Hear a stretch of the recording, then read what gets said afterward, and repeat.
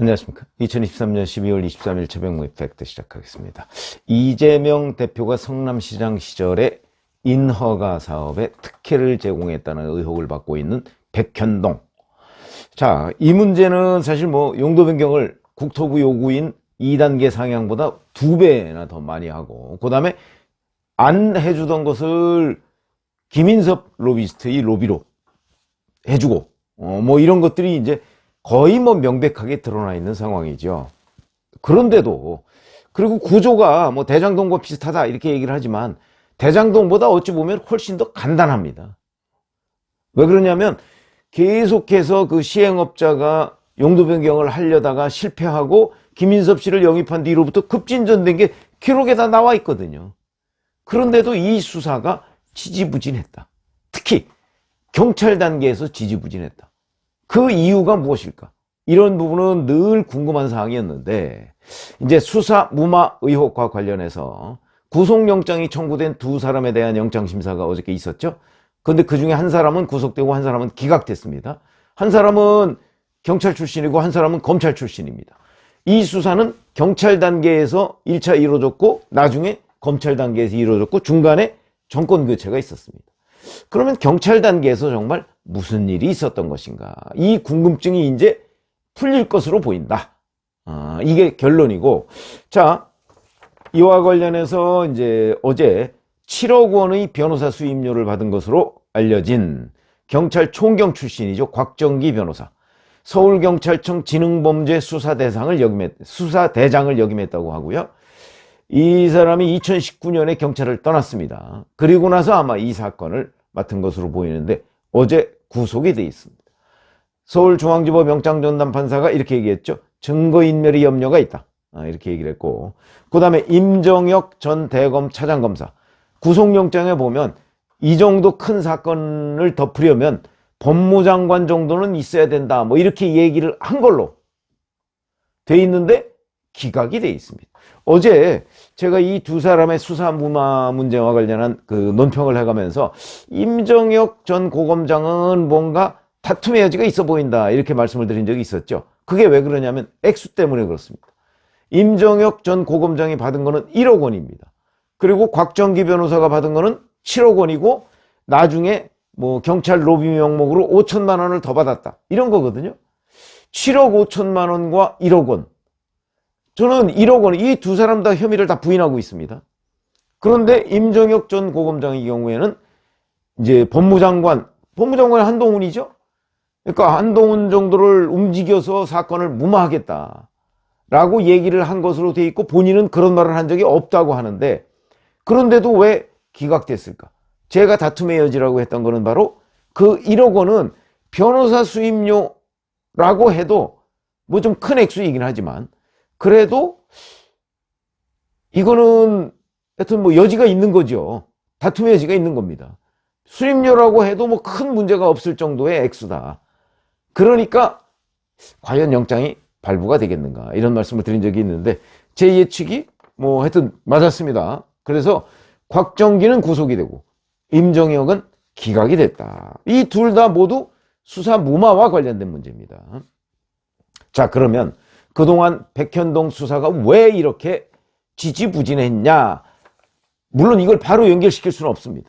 지금 검찰이 이제 수사 단계이기 때문에 이 지지부진한 이유가 오로지 곽정기 변호사의 수사 무마 때문이었느냐 하는 거는 앞으로 밝혀야 될 대목이다. 근데 제가 그래서 경찰이 백현동 의혹에 관한 수사를 진행해왔던 과정을 한번 추적을 해봤습니다. 이게 맨 처음에 문제가 된 거는요. 2021년 5월에 한 시민단체가 감사원에다가 공익감사를 의뢰합니다. 이때 이미 이 시민단체가 어디서 그걸 알았겠습니까? 성남시 주변에 이런저런 얘기들, 도는 얘기들, 그 다음에 본인들의 일부 정보, 이런 걸 토대로 해서 이미 문제의식이 있었다는 얘기죠. 그러면 시민단체가 감사원에 공익감사를 의뢰할 정도면 이런 걸 수사한다는 경찰은 이미 그 내용을 파악하고 있어야 되는 거 아닌가요? 아니면 파악하지 못하고 있다고 할지라도 충분히 인지해서 수사를 하거나 이럴 수가 있었던 건데, 자, 국민의힘이 11월 고발할 때까지 경찰은 아무런 조치를 취하지 않았습니다. 무려 6개월이죠, 6개월. 그리고 나서 11월 1일에 경찰이 기자들한테 밝힙니다. 내사하고 있다. 내사는 이 사건에 대한 수사를 할지 말지를 알아보는 과정을 내사라고 흔히 합니다. 그렇게 밝혔습니다. 그게 2021년 11월 1일입니다. 1일. 자, 근데 감사원이 이제 공익감사를 청구한 데 대한 답변을 내놓습니다. 내놓고 나서 바로 이어서 2022년 1월 대검찰청에 수사 의뢰를 합니다. 문제가 있다. 법률 위반이 보인다. 이런 거 아니겠습니까? 그런데 경찰은 아무 움직임이 없습니다. 자, 그런데 이때는 문재인 정부 때입니다. 문재인 정부 때 이 대검찰청이 이거를 관할해서 수사하라. 뭐 이거는 크게 무리는 없어 보입니다. 그래서 수원지검 성남지청으로 보내고요. 근데 수원지검 성남지청이 이거를 경기 남부경찰청으로 이관합니다. 시간 끌기로 보입니다. 이 과정이 거의 한 달 내내 진행이 됐습니다. 이 또한 시간 끌기로 보인다. 이런 거고요. 물론 이때는 그 성남지청에서는 뭐 그런 얘기를 했습니다. 이게 검경 수사권 조정에 따라서 이 백현동 의혹은 원칙적으로 경찰이 수사해야 된다. 이런 얘기를 했었는데 글쎄요. 그게 맞는 얘기인가? 왜 그러냐면 검경 수사권 조정에 따라서도 이 경제 사건, 부패, 경제 이런 것들은 검찰이 수사할 수 있거든요. 이건 뭐 전형적인 그 어떤 지방 토착 비리 아니겠습니까? 할 수도 있었는데 왜 경찰로 보냈을까? 그거는 당시에 뭐 수원지검 성남지청이 문재인 정부 검찰이니까 뭐 그럴 수 있다. 왜냐하면 백현동 건드리면 이재명 성남시장이 곧바로 나오니까 뭐 그럴 수밖에 없을 것이다. 이렇게 이해가 되는데 어찌됐든 간에. 자, 이렇게 되고 나서 경기 남부경찰청에서 수사를 한다고 했는데 아무런 소식이 없습니다. 함흥차사입니다. 이 시점은 2022년 2월이니까 물론 대선 한 달 전이니까 거기에 무슨 큰 진척이 있겠습니까? 그러면 2022년 3월 9일에 윤석열 대통령이 된 이후에 그때라도 움직임을 보였어야 되는 것 아니냐. 그때부터도 윤 대통령 취임할 때까지 2달의 시간이 있었습니다. 그런데 아무 움직임이 없었습니다. 왜 그랬을까? 이게 혹시 수사 무마 로비 때문 아니었을까? 당연히 그런 의심을 해야 되겠죠. 그 2달 동안 아무 움직임이 없다가 석 달쯤 윤 대통령 당선되고 나서 석 달쯤 지난 뒤에 2022년 6월 16일 경찰이 처음으로 성남시청에 대한 압수수색에 나섭니다. 이 압수수색은 그럼 그동안에 벌써 했어야 되는 거예요. 압수수색이라는 게 신속성, 기밀성 이런 얘기 아마 들어보셨을 겁니다. 빨리 해야 되고 그 다음에 알리지 않고 해야 된다. 그래야 그 물건 같은 거, 증거 자료 같은 거 다 숨기거나 감추거나 뭐 그러지 않았을 거 아니겠습니까? 그런 때 가서 압수수색을 해야죠. 그런데 내사하고 있다는 걸 공개하는 것도 황당한 일이고 그 공개한 뒤로부터 7개월 뒤에 뒤늦게 성남시청에 대한 압수수색을 한다. 이게 무슨 의미가 있을까?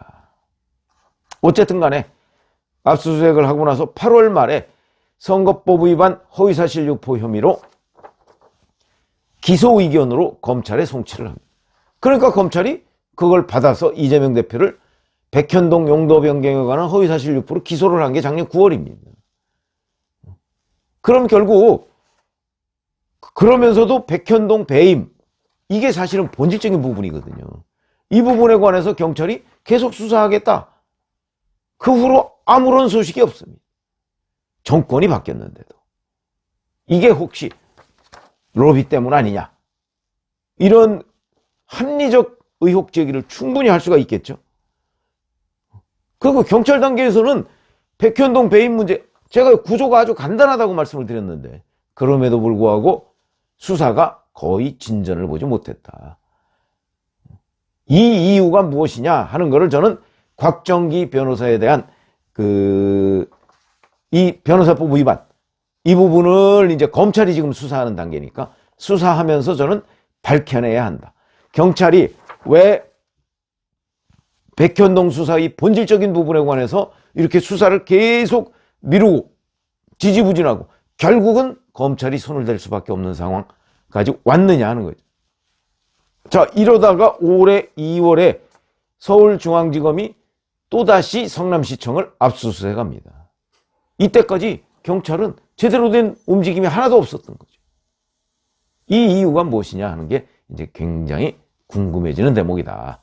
그게 곽정기 변호사의 그 수사 무마 로비 때문에 이런 일이 벌어졌다라고 우리가 단정할 수는 없지만 적어도 그 곽정기 변호사가 오늘 구속이 됨으로써 이게 연관이 있을 개연성이 대단히 높구나. 그러면 검찰이 뭘 밝혀내야 되겠습니까?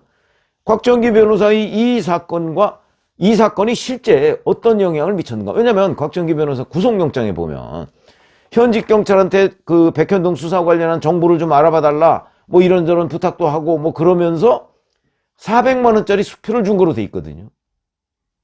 이런 것들은 구체적으로 곽정기 변호사가 움직였다는 얘기가 됩니다. 그리고 곽정기 변호사가 정바울 그 백현동 시행업자로부터 받았다는 그 7억 원, 그게 보통의 변호사 수임료라고 생각이 되십니까? 그렇게 생각되지 않죠. 그러니까 아마 그래서 판사도, 영장 전담 판사도 곽정기 변호사의 이 7억 원 변호사 수임료 주장을 믿지 않았던 것 아닌가. 저는 그렇게 보이고. 근데 제가 관심 두는 거는 그 부분도 그 부분이지만 왜 경찰 단계에서 이렇게 백현동 수사가 지지부진해졌었는가 하는 거를 어차피 지금 검찰이 손을 댔으니까 검찰이 이 부분을 밝혀야 되는 것 아닌가. 그리고 충분히 밝힐 수가 있겠다. 뭐 이렇게 생각이 됩니다. 정바울 그 아시아디벨로퍼 백현동 시행업자, 이 사람은 그 후에 뭐 여러 가지 본인이 알고 있는 부분은 다 검찰에 털어놓은 것으로 보이고요.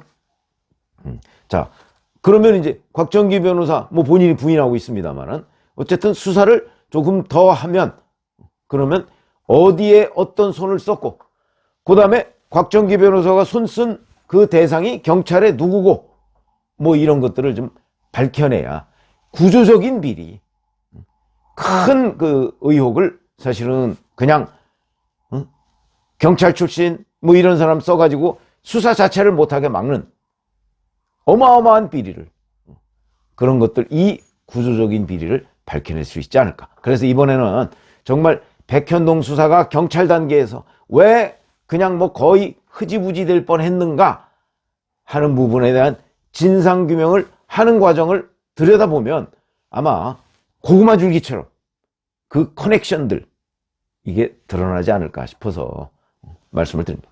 고맙습니다.